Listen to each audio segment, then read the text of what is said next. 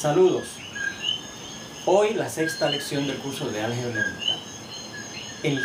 En la lección anterior, a fines de la lección anterior, definimos lo que era la bicondicional de dos afirmaciones, que era esta representada de esta manera, y que es P doble flecha Q, y que se leía P si solamente si Q, o P si y solo si Q. ¿Y qué significaba? Decía la definición también que si P entonces Q, y también si Q entonces P. Bueno, pues aquí tenemos el axioma que nos va a dar los valores de verdad de la bicondicional. Nuevamente, fíjense que hay dos afirmaciones, P y Q. Pues en la tabla de verdad que vamos a preparar tenemos que tener esos dos encabezamientos de P con Q. Ya sabemos que hay cuatro casos en donde ambas afirmaciones sean ciertas, que la primera sea cierta, la segunda falsa, la primera falsa, la segunda cierta, o que ambas sean falsas. Bueno, como la bicondicional significa que si P entonces Q y si Q entonces P. Pues fíjense, yo primero tengo que ver cuáles serán los valores de verdad de esta condicional si P entonces Q. Recordamos que los valores de verdad de una condicional, como es esta, si P entonces Q, van a ser siempre ciertos, decía el axioma sobre la condicional, son siempre ciertos excepto en el caso en que la primera afirmación sea cierta y la segunda sea falsa. Pues fíjense que donde único ocurre eso, de que la P, que es la primera, sea cierta y la Q sea falsa, es en el segundo. ¿Lo ve aquí? Cierta y falsa. Pues ahí es que es falsa. Como en los demás casos no ocurre eso, pues en los demás casos esa condicional será cierta. Bueno, tenemos que ver también la condicional de Q con P. O sea, si Q entonces P. Así que hacemos una columna correspondiente a esa otra condicional. Si Q entonces P. Y nuevamente, los valores de verdad de esa condicional, como de cualquier condicional, será, según el axioma de la condicional, todos ciertos excepto cuando la primera, que ahora es Q, sea cierta y la segunda, que ahora es P, sea falsa. Pues miren, entre los cuatro casos, donde ocurre que la Q, que es la primera ahora, es cierta en el tercero, y la P es falsa. ¿Lo ve aquí? Ahí, en el tercer caso, es que la Q es cierta y la P es falsa, la primera cierta y la segunda falsa, por lo tanto ahí es que ahora esta condicional va a ser falsa. Fíjense que en los demás casos no ocurre eso de que vayamos de cierto a falso, ¿eh? No ocurre en ningún caso que vayamos de cierto a falso, excepto en el tercero. Por lo tanto, en los demás casos, esa condicional si Q entonces P será cierta. Bueno, pues vamos a ver entonces finalmente los valores de verdad de la bicondicional si P entonces Q, recordando que esto es lo mismo que la conjunción de estas dos condicionales. La bicondicional de P con Q, P si y solo si Q, es una abreviatura de esta conjunción si P entonces Q y si Q entonces P. O sea que buscar los valores de verdad de esto es lo mismo que buscar los valores de verdad de esta conjunción, de la conjunción de esta afirmación que está aquí, sus valores de verdad, y de esta otra afirmación cuyos valores de verdad están aquí. Pero recordamos que una conjunción va a ser cierta si las dos afirmaciones que la componen son ciertas. O sea, si esta afirmación es cierta y si esta afirmación es cierta. O sea, que vamos a las dos columnas, estas dos columnas, de esta afirmación y de esta, y vamos a ver dónde las dos son ciertas. Porque donde las dos sean ciertas, la bicondicional será cierta. Pues mira, eso ocurre en el primer caso, donde las dos son ciertas. Y vea que eso ocurre también en el cuarto caso, donde las dos son ciertas. Por lo tanto, ahí la bicondicional es cierta. En los otros dos casos, en donde las dos no son ciertas, pues serán falsas. Y estos son los valores de verdad de la bicondicional. ¿Cuándo es que una bicondicional es cierta? Mire, cuando las afirmaciones originales, las que la componen, que son P y Q, mire lo que pasa. Si las dos, la P y la Q, son las dos ciertas, míralo aquí, la bicondicional es cierta. O donde las dos, la P y la Q, que son las que componen la bicondicional, las dos sean falsas. Así que esa es la clave para usted decidir, o para usted saber cuándo es que una bicondicional es cierta. Si las dos afirmaciones que la componen son ciertas, o si las dos afirmaciones que la componen son falsas. Bueno, como ya terminamos de estudiar todas las afirmaciones compuestas que nos requiere el curso, que es la conjunción, la disyunción exclusiva, la condicional y la bicondicional, esas 5, yo he preparado aquí un resumen para recordar cuándo es que esas afirmaciones son ciertas. Miren, la conjunción, que recuerde que se escribe así, se representa por ese símbolo P y Q, recuerde que es cierta si ambas lo son.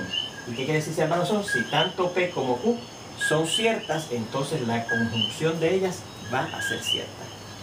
La disjunción, que se lee P o Q y se representa con símbolos de esta manera, con este signo, quiere decir la O esa de la disjunción, pues recuerde que era cierta cuando por lo menos una de ellas lo es. O sea, si por lo menos la P es cierta, o la Q es cierta, o si las dos, claro, y si las dos son ciertas, por lo menos una es cierta, entonces la disjunción va a ser cierta.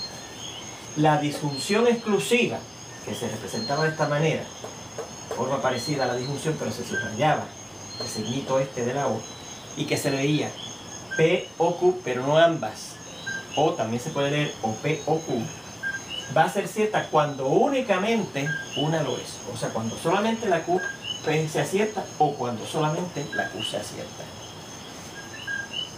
La condicional, que se representa con este símbolo y se lee si P entonces Q, era cierta en todos los casos, excepto aquel en donde la primera afirmación sea cierta y la segunda sea falsa. Y finalmente la última afirmación compuesta que vamos a estudiar en este curso es la bicondicional, que se representa por este símbolo y que se lee P si solamente si Q. Bueno, pues hemos visto en esta última axioma que va a ser cierta cuando ambas sean ciertas o cuando ambas sean falsas. O sea, cuando tanto la P como la Q sea cierta, la bicondicional es cierta. Y si ocurre que tanto la P como la Q son falsas, la bicondicional es cierta. ¿Lo ven? La bicondicional es cierta. Miren aquí y aquí. Cuando la P y la Q, las dos, miren acá, son ciertas. O cuando la P y la Q, miren acá, son ambas falsas. ¿Lo ven? ¿Estamos? Bueno. Vamos a analizar nuevamente la condicional. Recuerde que este tipo de afirmación, P flechita Q, y que se lee si P entonces Q. Pues mire, esa frase, si P entonces Q, tiene una implicación, que será suficiente que ocurra P para que en consecuencia ocurra Q. Por lo tanto, en una condicional a la primera afirmación, la condición dada por la primera afirmación de la condicional se dice que es una condición suficiente. Pero por otro lado, fíjese que si P, como aquí dice, si P entonces Q, si ocurre P, entonces necesariamente tiene que ocurrir Q. Por eso también en una condicional a la segunda afirmación se dice que es una condición necesaria. La P, que es la primera, en una condicional se dice que es una condición suficiente, y la Q, que es la segunda afirmación en una condicional, se dice que es una condición necesaria. De ese modo, fíjese otra forma en que usted puede expresar una condicional.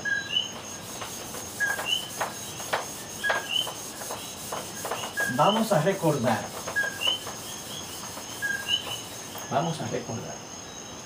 La condicional aquella que nos motivó la discusión sobre las condicionales, que era la de que si está lloviendo,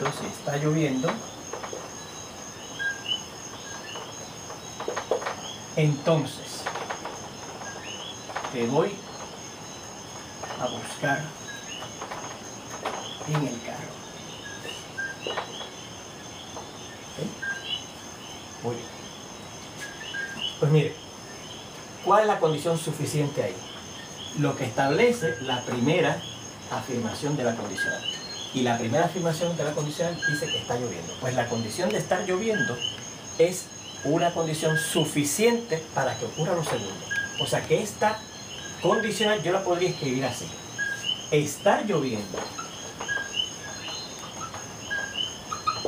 es una condición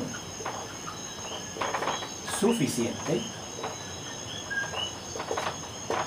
para irte a buscar en el carro. Fíjense que al yo reescribir esa condición usando ese concepto de la condición suficiente, tengo que cambiar la palabrería, ¿ves? Porque fíjense que a veces está lloviendo, sino estar lloviendo. Y no dice te voy a buscar en el carro, es irte a buscar en el carro, ¿ves? Para que tenga sentido la afirmación ahora, la oración que estamos escribiendo, ¿ves? Estar lloviendo es una condición suficiente para irte a buscar en el carro, ¿ves? O sea, que esta condicional yo la puedo escribir así. Por lo tanto también, si me dicen esto, yo podría reescribirlo de esta manera. Está lloviendo es una condición insuficiente para irte a buscar en el carro, pues podría escribir, si está lloviendo, entonces te voy a buscar en el carro. Bueno, como también la segunda afirmación en una condicional se dice que es una condición necesaria. Otra forma en que yo podría reescribir esta condicional es diciendo lo siguiente. La segunda afirmación que dice que te voy a buscar en el carro va a ser una condición necesaria para que se cumpla la primera, para que ocurra la primera, ¿verdad? Para que haya ocurrido más bien la primera. Así que yo reescribiría eso también del siguiente modo. Irte a buscar en el carro es una condición necesaria para que esté lloviendo. ¿Ok? Así que fíjense cómo una condicional yo la puedo reescribir también de dos formas diferentes, usando esa idea de condición necesaria y condición suficiente, donde recuerde que la condición suficiente es la primera que aparece en una condicional clásica, ¿verdad? Que dice si P entonces Q. Esta es condición suficiente. Mientras que la segunda es una condición necesaria. ¿Sí? Bueno, por lo tanto, si entonces yo considero la bicondicional, que es P sí solamente sí Q, bueno, recuerde que eso significa, en una forma corta de escribir, que si P entonces Q, y si Q, entonces P. O sea, que si usted tiene una bicondicional, la primera, al ser esta parte de esta condicional, va a ser una condición suficiente.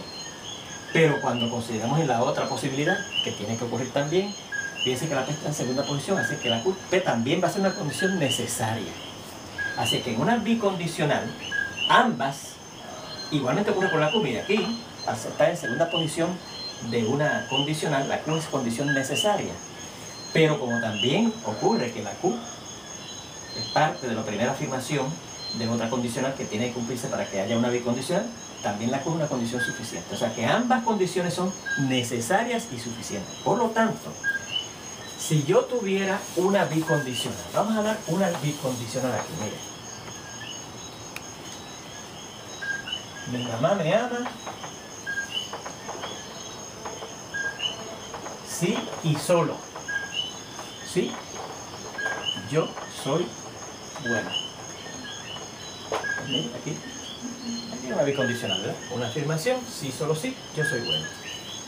Pues la primera condición es que mi mamá me ama.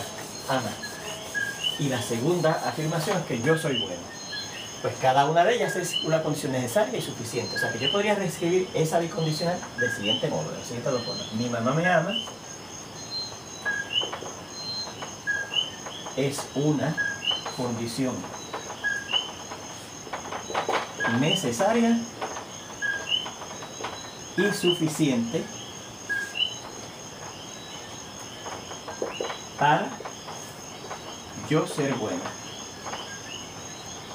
Y yo también podría decir yo ser bueno es una condición necesaria y suficiente para que mi mamá me ame. Donde fíjese que también tuvimos que cambiar en cierta forma la palabrería. Repito, podemos poner que mi mamá me ama es una condición, las dos, necesaria y suficiente para que ocurra lo segundo. Y lo segundo es una condición necesaria y suficiente para que ocurra lo primero, que es que mi mamá me ama. Porque, repito, en una bicondicional, ambas afirmaciones ocupan primera posición y ambas afirmaciones ocupan segunda afirmación también. Seguimos ya mismito en la segunda parte de esta lección número 6.